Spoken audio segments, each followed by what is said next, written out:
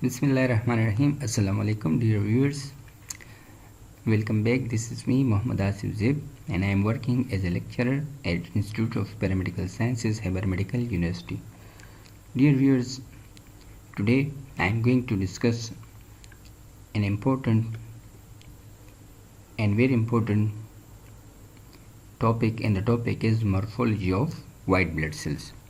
Morphology of white blood cells बहुत ज़रूरी है इस वजह से क्योंकि जो मोस्टली लेब्स में हमारे पास आते हैं डिफरेंशियल ल्यूकोसाइट काउंट जो कि सीबीसी का एक पार्ट है, तो उसके लिए ज़रूरी है कि हम जो डब्ल्यूबीसी है उसकी जो नॉर्मल मॉर्फोलॉजी वो हमें पता हो।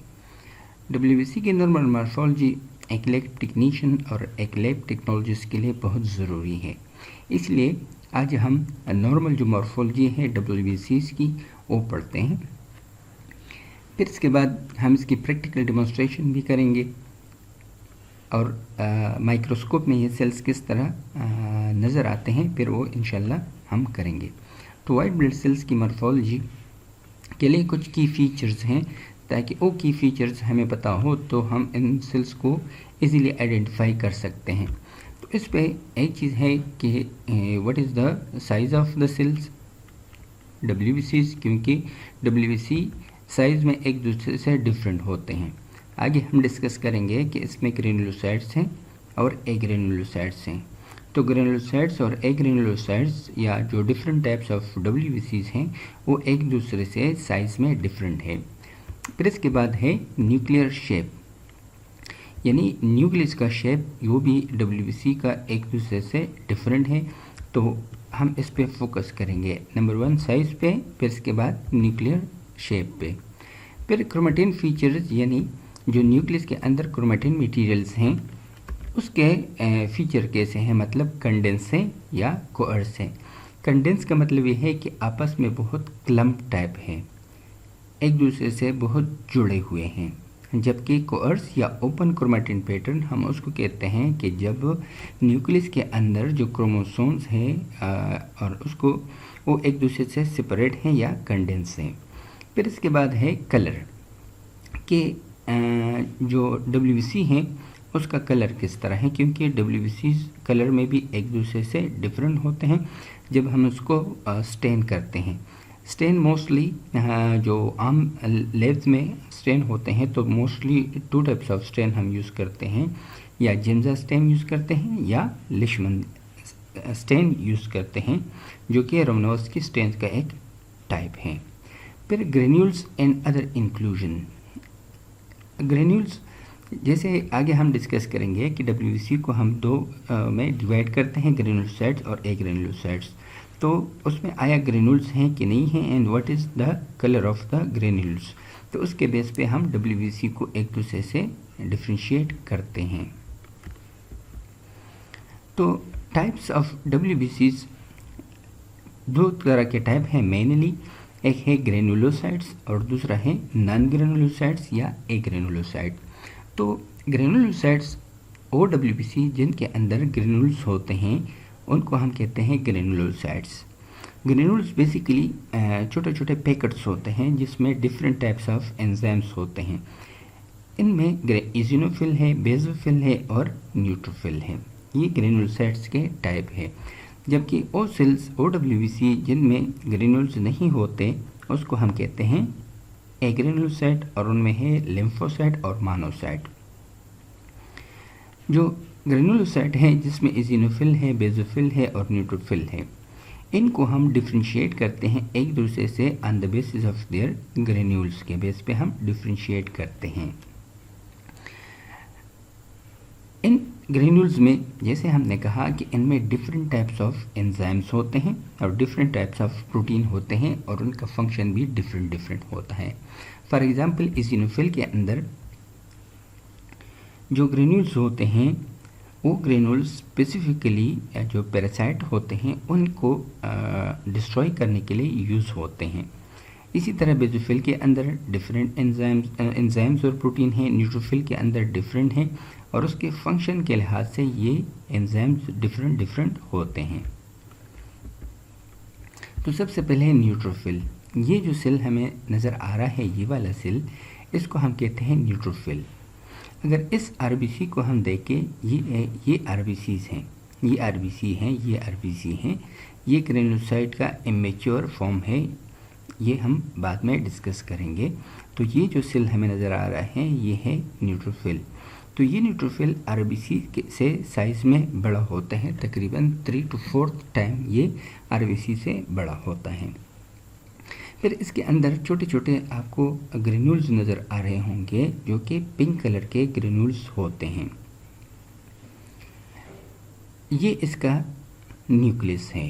तो चूँकि इसमें ग्रेन्यूल्स हैं इसलिए हम इसको कहते हैं ग्रेन्युलोसाइट। ये इसका न्यूक्लियस है।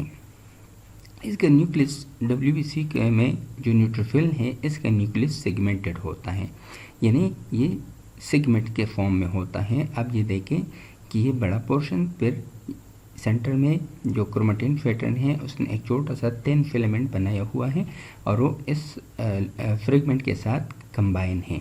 तो इसलिए हम इसको कहते हैं कि ये जो डब्ल्यूबीसी है ये लूप्स हैं और इसमें सेगमेंटेड है। तो इसीलिए इस डब्ल्यूबीसी को एक और नाम भी कहते हैं और वो है पॉलीमॉर्फ। पॉलीमॉर्फ मीन्स कि इसमें मुख्तलिफ़ किस्म के न्यूक्लियस ने सेगमेंट्स बनाए हैं, इसलिए हम इसको कहते हैं पॉलीमॉर्फ भी कहते हैं। ये डब्ल्यूबीसी अगर हम इसका जो सेगमेंट्स हैं इसके देखें, क्रोमेटिन पैटर्न इसका क्लम्प्ड है। अगर ये इमेच्योर फॉर्म होता, लेट्स सपोज ये इसका इमेच्योर फॉर्म है, तो इसके अंदर जो क्रोमेटिन पैटर्न है वो ओपन क्रोमेटिन पैटर्न है, यानी हमें इसके अंदर हाली स्पेसेस नज़र आते हैं, तो इसलिए हम इसको कहते हैं ओपन क्रोमेटिन पैटर्न। जबकि इसमें ये और भी डार्क कलर का है, इसलिए हम इसको कहते हैं dense chromatin pattern. Neutrophil WBC का वो टाइप है जो कि यूजुअली बैक्टीरियल इन्फेक्शन में अहम रोल अदा करते हैं, and it basically kills bacteria. तो इसलिए कोई भी बैक्टीरियल इन्फेक्शन हो तो न्यूट्रोफिल उसका काउंट उसमें इंक्रीज होता है, और जब न्यूट्रोफिल का काउंट इंक्रीज हो तो उसको हम कहते हैं न्यूट्रोफिलिया, जो कि फिर हम किसी और लेक्चर में डिस्कस करेंगे। फिर डब्ल्यूबीसी के और टाइप में है इजिनोफिल।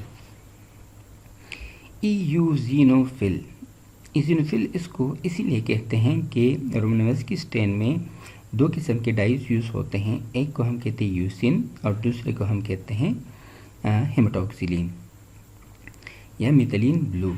तो चूँकि ये जो सेल्स हैं ये यूसिन कलर लेता है और यूसिन का कलर जो है वो ऑरेंज कलर का है, इसलिए हम इसको कहते हैं इजिनोफिल। तो इस इजिनोफिल को अगर हम देखें तो इस इजिनोफिल के जो साइज़ हैं वो आरबीसी से साइज़ में बड़ा होता है। तकरीबन इसका साइज़ और न्यूट्रोफिल का साइज़ सेम होता है, लेकिन उस न्यूट्रोफिल में और इजिनोफिल में क्या फ़र्क है, ग्रेन्यूल्स का फ़र्क है। नंबर 1 ग्रेन्यूल्स, इसके जो ग्रेन्यूल्स हैं अगर इसको हम देखें, इसको देखें तो इन सब के जो ग्रेन्यूल्स हैं वो ऑरेंज कलर के ग्रेन्यूल्स होते हैं, और इसके ग्रेन्यूल्स न्यूट्रोफिल के मुकाबले में बड़े भी होते हैं और वाज़ेह तौर पर नज़र आते हैं। अगर हम बैक की तरफ से चले जाएं तो यहाँ पर ग्रेन्यूल्स मौजूद हैं, लेकिन ये ग्रेन्यूल्स इतने छोटे छोटे होते हैं कि बमुश्किल ही नज़र आते हैं, जबकि इस इजिनोफिल के जो ग्रेन्यूल्स हैं वो बहुत क्लियरली नज़र आते हैं और बड़े बड़े ग्रेन्यूल्स होते हैं।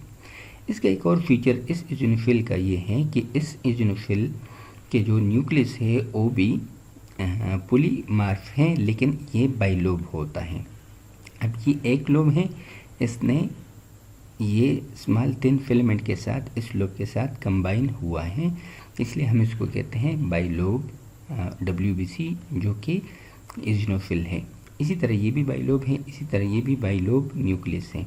ऐसा नज़र आता है जैसे लेंसेट शेप का हो, और जैसे जो ग्लास होता है उसकी तरह इसका न्यूक्लियस नज़र आता है। बहुत रेयरली ऐसे केसेस होते हैं कि इजिनोफिल में 3 लोब्स हो, लेकिन वो एबनॉर्मलिटी हैं और बाज़ औक़ात में ग्लोब्लास्टिक एनीमिया में नज़र आते हैं, या हाइपर इजिनोफिलिक सिंड्रोम में 3 लोब्स नज़र आते हैं, लेकिन यूजुअली सिर्फ 2 लोब्स नज़र आते हैं। और ये इज़िनोफिल जो पैरासिटिक इन्फेक्शन है उसमें यूजुअली इंक्रीज होते हैं या एलर्जिक कंडीशन में इंक्रीज होते हैं। फिर इसके बाद है बेसोफिल, जो कि ग्रेनुलोसाइट का अगेन एक टाइप है। ये एक न्यूट्रोफिल है और ये बेसोफिल है। अगर इन दोनों को हम कंपेयर करें तो इसमें न्यूक्लियस हमें नज़र आता है, लेकिन यहाँ पर हमें न्यूक्लियस नज़र नहीं आता, इसीलिए क्योंकि जो जितने भी ग्रेनुल्स हैं वो उसने पूरे सेल को कवर कर लिया है। बेसोफिल में 2 किस्म के ग्रेनुल्स होते हैं, एक ब्लू ब्लैक कलर के बड़े बड़े और एक पर्पल कलर के ग्रेनुल्स होते हैं, 2 किस्म के। न्यूक्लियस इसमें नज़र नहीं आता, लेकिन यूजुअली इसका जो न्यूक्लियस है अगर इलेक्ट्रॉन माइक्रोस्कोप से देखा जाए तो इसका न्यूक्लियस या तो बाइलोब होता है या एक लोब होता है, किडनी शेप का ये बेसोफिल होता है। बेसोफिल का साइज़ भी आरबीसी के साइज़ के से बड़ा होता है। यूजुअली ये न्यूट्रोफिल के साइज़ में थोड़ा सा छोटा होता है। फिर इसके बाद है मोनोसाइट। मोनोसाइट एक ग्रेनुलोसाइट हैं। अगर इस सेल को हम देखें जो कि एक न्यूट्रोफिल है और इसको हम देखें तो ये मोनोसाइट है। मोनोसाइट डब्ल्यूबीसी में सबसे बड़ा सेल है। ये न्यूट्रोफिल से भी साइज़ में बड़ा होता है, लेकिन इसके जो साइटोप्लाज्म है इसमें ग्रेनुल्स नहीं होते और इसके साइटोप्लाज्म ग्रे कलर का साइटोप्लाज्म होता है। और इसके साइटोप्लाज्म में यूजुअली हमें हाली स्पेसेस नज़र आते हैं, छोटे छोटे हाली स्पेसेस, क्योंकि मोनोसाइट एक फेगोसाइटिक सेल्स है और इसका काम है स्कैवेंजर सेल भी हम इसको कहते हैं, और इसका काम है मुख्तलिफ़ चीज़ों को एनगल्फ करना, फेगोसाइटोस करना। तो इसलिए जो ओपन स्पेसेस इसमें फिर हमें नज़र आते हैं वो फेगोसाइटोसिस की वजह से हमें इसमें ओपन स्पेसेस नज़र आते हैं। मोनोसाइट का जो न्यूक्लियस होता है मुख्तलिफ़ शेप का न्यूक्लियस इसमें होता है, या तो ये हार्ट शू शेप या किडनी शेप का न्यूक्लियस इसमें मौजूद होता है। मोनोसाइट यूजुअली जो वायरल इन्फेक्शन होते हैं उसमें इंक्रीज होते हैं। फिर इसके बाद है लिम्फोसाइट। लिम्फोसाइट एक ग्रेनुलोसाइट का सेकंड टाइप है। ये लिम्फोसाइट है, ऑल्दो कि ये लिम्फोसाइटोसिस शो करती हैं। ये लिम्फोसाइट आरबीसी के साइज़ के बराबर होता है, तकरीबन 8.2 माइक्रोमीटर इसका साइज़ होता है। इसमें जो साइटोप्लाज्म है बहुत ही कम है। अगर इस सेल को हम देखें तो इसका साइटोप्लाज्म बहुत ही कम है और साइटोप्लाज्म इसका लाइट ब्लू कलर का होता है। न्यूक्लियस इसमें राउंड शेप न्यूक्लियस होता है इस लिम्फोसाइट में। अगर इस लिम्फोसाइट को हम मोनोसाइट के साथ कंपेयर करें तो मोनोसाइट में का जो साइटोप्लाज्म था वो ज़्यादा है, न्यूक्लियस इसका हार्शू या किडनी शेप है। अगर इसको हम न्यूट्रोफिल के साथ कंपेयर करें लिम्फोसाइट को तो न्यूट्रोफिल का साइज़ बड़ा है जबकि लिम्फोसाइट का साइज़ कम है। फिर इसमें ग्रेनुल्स होते हैं और लिम्फोसाइट में ग्रेनुल्स नहीं होते। इस न्यूट्रोफिल का जो न्यूक्लियस है हाइपर सेगमेंटेड है, यानी सेगमेंटेशन है इसमें, जबकि लिम्फोसाइट का न्यूक्लियस राउंड होता है। लिम्फोसाइट यूजुअली वायरल इन्फेक्शन में इंक्रीज होते हैं, लेकिन जो छोटे बच्चे होते हैं, न्यू बोन्स होते हैं, उनमें लिम्फोसाइट नॉर्मली ज़्यादा होते हैं बनिस्बत न्यूट्रोफिल के, क्योंकि बच्चों की इम्यूनिटी डेवलप होती है और लिम्फोसाइट इम्यूनिटी में अहम रोल अदा करता है। ये न्यूट्रोफिल का एक टाइप है, एबनॉर्मल है, लेकिन बाज़ औक़ात नॉर्मली भी नज़र आ सकते हैं। इसको हम कहते हैं hyper segmented neutrophil. Hyper segmented इसलिए हम इसको कहते हैं कि चूँकि न्यूट्रोफिल में 3 to 5 लोब्स होते हैं नॉर्मली, लेकिन हाइपर सेगमेंटेड न्यूट्रोफिल जो होता है उसमें मोर देन 5 लोब्स होते हैं। जैसे ये एक लोब, दूसरा लोब, तीसरा लोब, 4th, 5, 6, 7, 8 और ये 9। तो इसमें 9 लोब्स हैं। तो अगर मोर देन 5 लोब्स एक न्यूट्रोफिल में हो तो उसको हम कहते हैं हाइपर सेगमेंटेड न्यूट्रोफिल।